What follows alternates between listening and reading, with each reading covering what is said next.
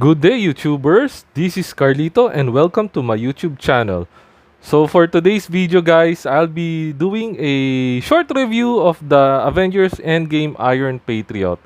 So I would like to give a quick shout out to Aquatoys. So this is where I bought the item. So I'm putting a link of his Facebook page below. So if you're from the Philippines, please do check his FB page. There are a lot of great deals on Marvel Legend action figures. So with that, let us proceed with this review.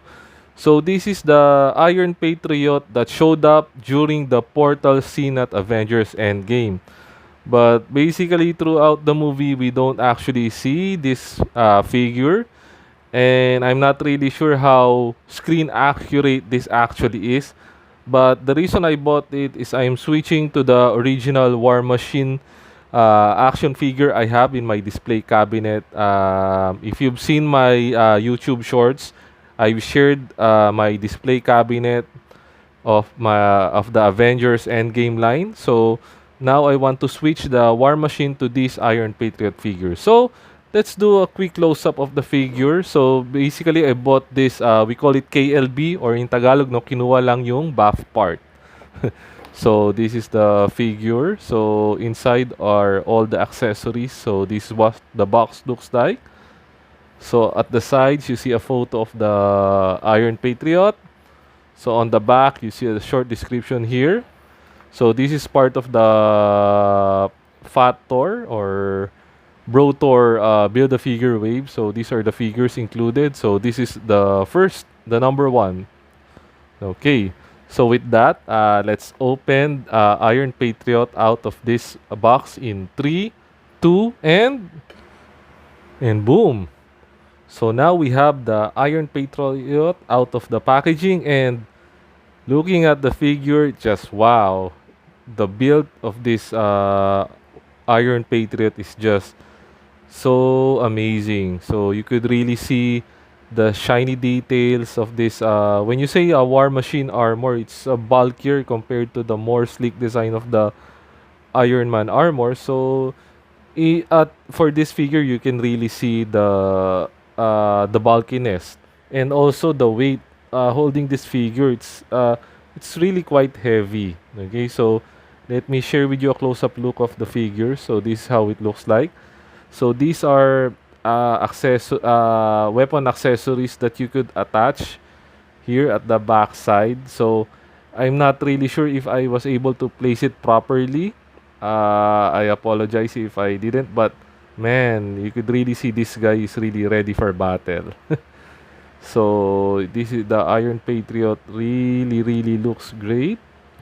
So let's do some short articulation while we're doing some close-up. So head movements seems to be it's pretty limited. You really couldn't really move the head that much. So standard articulation. Uh, so in terms of the movement, so here's the joint for the elbows. So you could rotate the hands like that. So there are no extra hand accessories that goes with this figure. Okay, so there's some rotation on this on the ab part. So for the legs, you can move it this much forward, this much back. So double joint on the knees. So a bit tough to bend. Okay, so I couldn't bend the other part of the knee. So that's for the knees. So for the foot part, so there's a ankle rocker, but you couldn't really see that much. Okay, so basically that's it for this figure, and this really looks amazing. So let's do a size comparison of the Iron Patriot with the War Machine from the Endgame line. Okay, so now we have the War Machine side by side with the Iron Patriot. As you guys can see, size-wise, irregardless of the weapons accessories, the Iron Patriot actually is a bit taller compared to the War Machine at this side. So if you look closely, initially when I got this figure, I was under the assumption that it's same sculpt, just different color.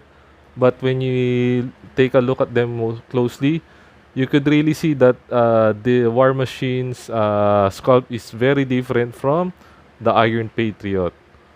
Okay, so I don't think maybe there's some parts of it that were I don't know, recycled maybe.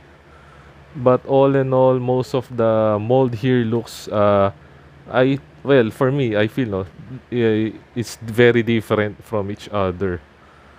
They actually look great together, to be honest. So looking at them side by side, so you could really see both figures looks great. So you can really choose either of the two, no, when you have an end game display collection on your part. So initially I have this guy, but most likely I'll be replacing him now with this Iron Patriot. Because personally for me, I felt like I really dig the colors. No, it's looking at it stand by side by side. This one really stands out. Okay, so in closing, is this Iron Patriot worth getting?